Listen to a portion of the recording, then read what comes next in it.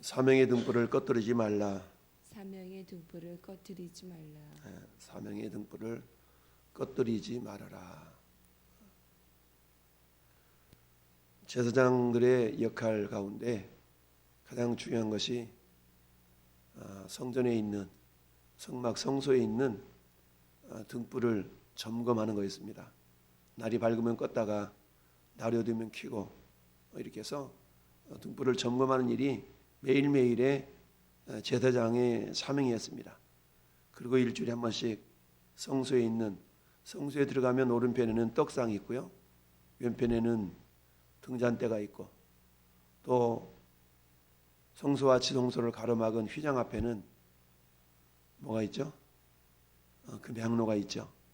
그래서 매일같이 성소에는 들어가면서 그야말로 촛대, 등잔대에 등불이 꺼지지 않도록 점검하는 일이 제사장의 사명입니다. 그리고 오른쪽 떡상에 있는 떡이 굳어졌는지 안 굳어졌는지를 늘 점검하는 일이었죠. 그래서 오른쪽에 있는 떡상은 떡이 12덩인데 이스라엘 12지파를 상징하는 떡이었죠. 그 떡은 일주일에 한 번씩 물려냅니다.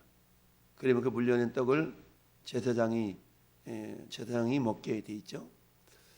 그래서 성소의 떡상과 등잔대와 금향로를 이렇게 관리하게 되는데, 1년 한 차례씩 대제사장이 금향로의 향불을 피워서 그 향연으로 지성소를 가리우면서 피를 가지고 대속죄일에 이스라엘 백성들과 자신의 죄를 속하게 하여서 피를 가지고 들어갔었죠.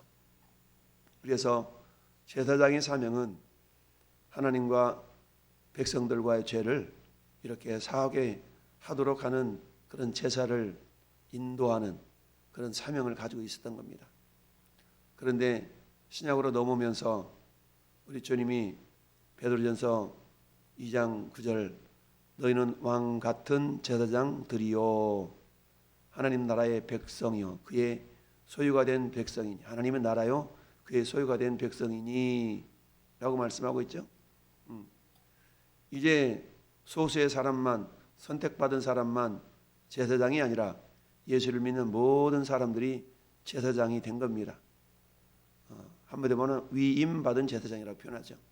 그래서 예수님이 대제사장이 되시고 그 예수님께 붙어있는 모든 사람들은 제사장이 된 겁니다.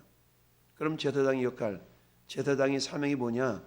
말씀드린 것처럼 떡상에 있는 떡이 굳어져 있나 안 굳어져 있나 확인하고, 등잔대에 있는 등불이 꺼져 있나 안 꺼져 있나, 그래서 늘 등불이 꺼지지 않도록 확인하고 점검하는 그 일이 제사장의 사명이었다. 이 모습을 사도로 베드로는 너희는 왕같은 제사장들이요 하나님의 나라에 그의 소유가 된 백성이니, 그 다음 구절이 뭐예요? 이는 너희를 어두운 데서 불러내어 아름다운 빛에 들어가게 하시니, 그 아름다운 소식을 뭐 하는 거예요? 전파하는 것이 그 제사장의 사명이다라고 말씀하고 있죠. 자, 오늘 본문의 제목 사명의 등불을 꺼뜨리지 말라라는 제목이에요. 40여 년 동안 블레셋에게 압제를 당하던 이스라엘이 괴로워서 하나님께 부르짖을 기력조차도 없이 그것이 당연한 것처럼 살아버리는 그 이스라엘의 안타까운 모습을 하나님이 보시고 마노아를 찾아가서 그의 자손에게서 그의 자식에게서 사살을 일으켜야 되겠다라고 말씀하시죠. 왜 그러자니 어른들 이놈의 자식아 도와달라고 좀 하지, 도와달라고 좀 하지, 그래 말도 안 했냐. 왜 도와달라는 말조차도 할 수 없는 그런 시대가 되어져 버리고 말았다. 이전까지는 어땠어요? 힘들고 괴로우면 여호와께 부르짖어서 도와달라고 그러면 하나님 도와주면 다시 범죄하고 또 하나님이 또 적들에게 내어주고 이런 일들이 반복되었지만, 6번째 대사사인 이 삼손 시대에는 성경에 그렇게 기록했다고 그랬어요. 40년 동안 괴로움을 당했지만 여호와 앞에 구하지 않았어요. 왜 그랬다고요? 그것을 당연한 것으로 여기고 그러려니 하고 그저 그것을 그냥 받아들였다는 얘기죠. 숙명처럼 받아들였다. 이것은 오늘 이 시대에 사명을 잃어버린 너는 세상의 빛이라 너는 세상의 소금이라 말씀하신 하나님의 말씀처럼 맛을 잃어버린 소금의 맛과 소금과 크게 다를 바가 없는 것이죠. 그러다 보니까 블레셋이라는 이방 사람들에게 다만 밟히고 있을 따름이다라고 성경은 우리에게 말씀하고 있습니다. 여러분, 하나님은 삼손이라는 한 사람을 통해서 블레셋을 징계하고 심판하기를 원하셨지만 백성들은 정작 그러한 삼손을 알아보지를 못했던 겁니다. 왜 그럴까요? 영적인 눈이 감겼기 때문이요. 그들이 블레셋의 지배를 받고 있는 것이 당연한 것으로 그저 받아들이고 있었다라는 이야기입니다. 오늘 1000명의 사람들이 삼손을 잡으러 왔어요. 왜냐하면 삼손이 자기 아내가 다른 친구에게 준바된 것을 보고 이제 내가 나가서 이 사람들에게 어떤 일을 해도 그건 내 책임 아니야 라고 하는 것처럼 그런 말로 하고 블레셋을 심판하게 되죠. 허벅지와 넓적다리를 정강이를 크게 쳐서 죽이고 내려가서 에단 바위 틈에 머물렀다라고 8절은 말씀하고 있죠. 그랬더니 이에 블레셋 사람들이 올라와 유다의 진을 치고 레이에 가득했다라고 말씀합니다. 근데 블레셋 사람들이 몇 명이나 올라왔냐 봤더니 1000명이 올라와서 1000명이나 올라왔어요. 그런데 어째요 유다 사람들이 그러기를 너희가 어째요 올라와 우리를 치느냐.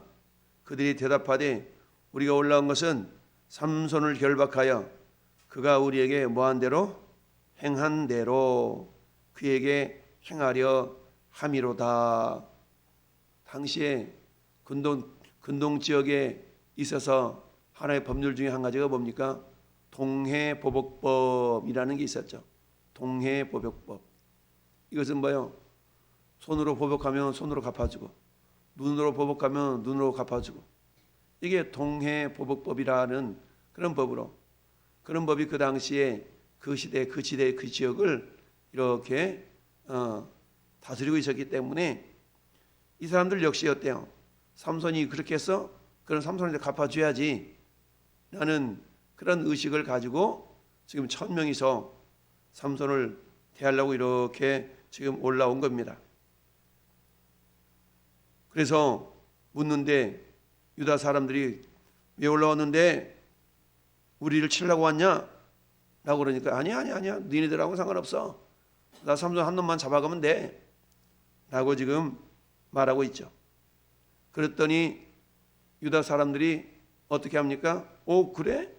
가만히 있어. 알았어. 너 가만히 있어. 우리가 잡아다 줄게. 블레셋 사람들이 원하지도 않았는데 유다 사람들이 그냥 자기들이 가서 삼손을 잡아다가 바치겠다고 이야기를 하고 있는 겁니다. 우리 1910년에 한일합방이 이루어진 이후에 36년 동안 일본에 의해서 다스림을 받을 때였대요. 제가 앞장서서 일본에 앞장서서 우리 국민을 내다 팔아먹은 그런 사람들이 있었죠. 6.25 동란 이후에 동란 이전에 바알치산들이 막 내려와가지고 괴롭혔던 그런 시절이 있었잖아요. 유다 사람 3000명이 에단 바이틈에 내려가서 삼손에게 이르되 삼손 한 명 잡으려고 몇 명이 내려갔어요? 3000명. 유다 사람 3000명이 삼손 한 명 잡으려고 내려갔어. 여러분 삼손은 사사잖아요. 사사는 자기 백성을 구원해 줄 자로 하나님이 세우신 지도자인데 그런데 이스라엘 백성들은 어때요? 그런 삼손을 오히려 거꾸로 잡아다가 저 블레셋에게 갖다 바치려고 하는 그런 참으로 안타까운 일이 지금 벌어지고 있는 겁니다. 너는 블레셋 사람이 우리를 다스리는 줄을 알지 못하느냐. 그럼 그 블레셋과 싸워 이겨야 되는데 싸울 힘도 없어요. 싸울 의지도 없어요. 그것을 마치 당연하게 여기고 있는 그런 모습인 겁니다. 여러분 이게 오늘날 영적으로 깨어있지 못한 그리스도인들의 모습이다라고 봅니다. 왜요? 그것을 당연하게 여기는 겁니다. 당연하게 생각하는 겁니다. 마귀는 우리로 하여금 그것을 당연하게 여기도록 그렇게 우리의 생각과 마음을 다스리고 있죠. 다스리려고 그러죠. 우리 주님 그러니까 뭐라고 말씀합니까? 깨어있어라, 깨어있어라. 여러분 우리가 깨어있지 않으면 그런 것들을 당연하게 여깁니다. 평택역 앞에 일본 줄 나가면 승려가 목탁 두드리는 것을 당연하게 여기면서도 그 어떤 그리스도인 한 사람도 그 모습을 보면서 야, 평택을 상징하는 평택역에 저 목탁 두드리는 승려가 있는 저 모습이 참 아름답다. 야, 그렇구나. 자연스럽게 내버려뒀지. 그 누구 하나 그 사람을 기도의 도시로, 하나님의 도시로 이렇게 빚어가려고 하는 그런 시도가 있었는지는 모르지만 제 눈에는 안 보이더라 이거죠. 그걸 당연하게 여기는 거예요. 당연하게 여겨. 그러면서도 지나다니는 사람들이 오늘 승려가 없네? 왜 없어? 내가 맨날 가서 쫓아내거든. 왜 없어? 너무나 당연하게 여기고 만다는 얘기입니다. 삼손 한 사람을 잡아다가 블레셋 사람들이 요구하지도 않았는데 그걸 당연하게 여기면서 우리가 지금 어느 집이야 있는데 우리가 지금 뭐 하고 있는데 우리를 다스린 줄 블레셋 사람이 우리를 다스린 줄 알지 못하냐? 네가 어찌 우리에게 청했어? 삼손 뭐라고 대답합니까? 아니 그들이 나한테 먼저 행한 대로 나 해준 것 뿐이야. 블레셋 사람들의 요구, 블레셋 사람들 말한 대로 내가 삼손이 우리에게 행한 대로 내가 갚아주려고 그래. 그랬더니 삼손은 또 뭐라 그래? 아 저들이 나한테 행한 대로 난 행했을 뿐이야. 그러면 이 유다 민족은 유다 백성들은 어느 편을 들어줘야 돼요? 삼손 편을 들어야 돼. 아 목사님 소리가 너무 큰 것 같아요. 좀 줄여야 될 것 같아요. 저 사람 말이 맞는 것 같아요. 예수 믿는다는 사람이 승리의 말을 듣고 목사가 전도하는 전도 소리가 너무 크다고 와서 태클 거는 사람이나 다를 바 없거든.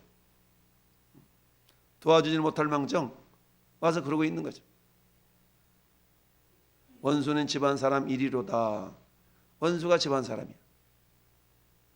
같은 그리스도인들끼리 물론 수고한다고 고맙다고 하는 그런 사람들도 있지만 가끔가다 그렇게 예수 믿는 사람이 와서 오히려 태클 기는 경우가 있어요. 그들에게 이르되 그들이 내게 행한 대로 나도 그들에게 행하였노라. 여러분 하나님은 이스라엘 백성들을 애굽에서 건져내시면서 뭐라고 말씀하십니까? 출애굽기 19장 6절에 너희가 내게 대하여 제사장 나라가 되며 거룩한 백성이 되리라. 너는 이 말을 이스라엘 자손에게 전할지니라. 라고 하나님이 시내산에서 말씀하시죠.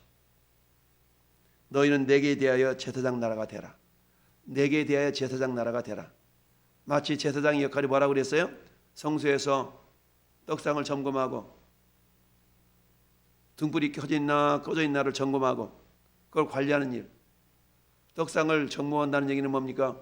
오늘날 우리 목장원들이 말씀 묵상을 제대로 하고 있나, 큐티 제대로 하고 있나, 목자들의 역할이 그거란 얘기죠.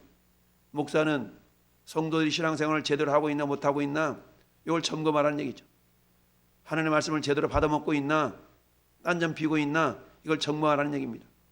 성도들이 기도의 등불이 꺼지고 있나 사명의 등불을 꺼뜨리고 있나 점검하라는 얘기입니다. 그들의 삶을 그리려니 하고 영적으로 깨어있지 못하고 그저 사단이 이끄는 대로 세상 풍조를 따라가고 있나 그렇지 하고 있나를 점검하라는 얘기입니다. 너희는 내게 대하여 제사장 나라가 되며 거룩한 백성이 되리라. 이 말씀을 사도 베드로가 그렇게 그대로 인용한 거잖아요.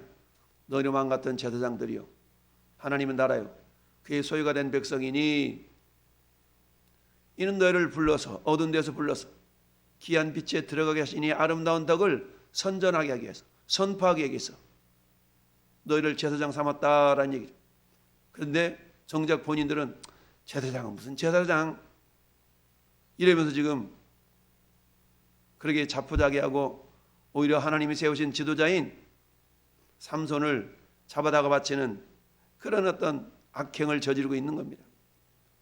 이처럼 여러분 사명의 등불이 꺼지면 세상 사람보다 더 못하는 그런 인생을 살아가게 된다는 것을 우리는 알아야 됩니다. 그들이 삼손에게 이르되 우리가 너희를 결박하여 블레셋 사람의 손에 넘겨주려고 내려왔노라. 여러분 40년 동안 블레셋의 지배를 받으니까 싸우고자 하는 의욕이 있겠습니까? 뭐 하겠습니까? 당신이 힘이 세니까 우리 같이 하면 합심해서 한번 이를 물리쳐 봅시다.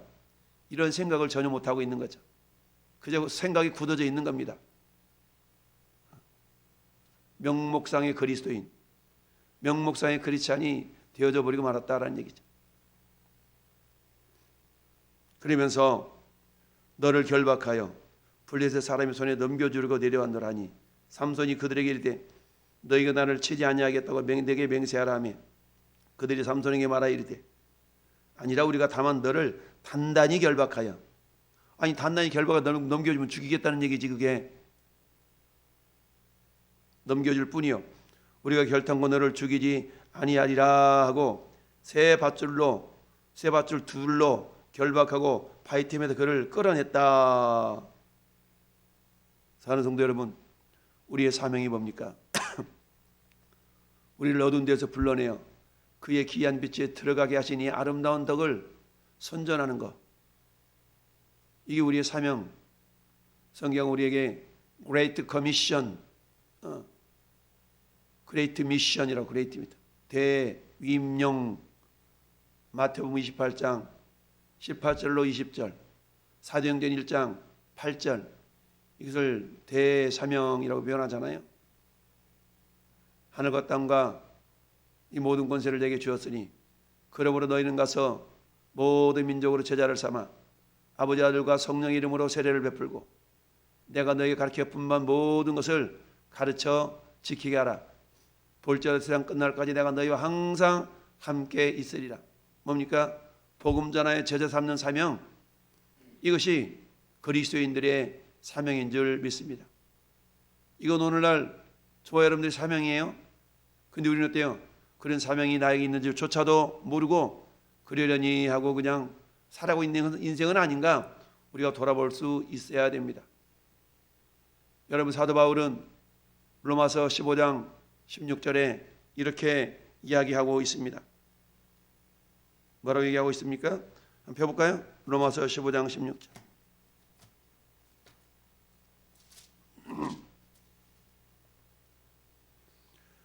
자기가 어떤 은혜를 받았는가를 기억하면서 로마서 15장 16절 합독합시다. 이 은혜는 곧 나로 이방인을 위하여 그리스도 예수의 뭐가 되어? 일꾼이 되어 하나님의 복음의 제사장의 무엇을 직분을 감당하게 하사 이방인을 제물로 드리는 것이 성령 안에서 거룩하게 되어 받으실 만하게 하려 하심이니라. 아멘. 복음의 제사장 직분, 그게 뭐예요? 예수 일꾼으로서 이방인을 제물로 예수님께 드린다. 한마디 말하면 그들로 예수 믿게 하도록 하라는 얘기죠. 이게 뭐예요?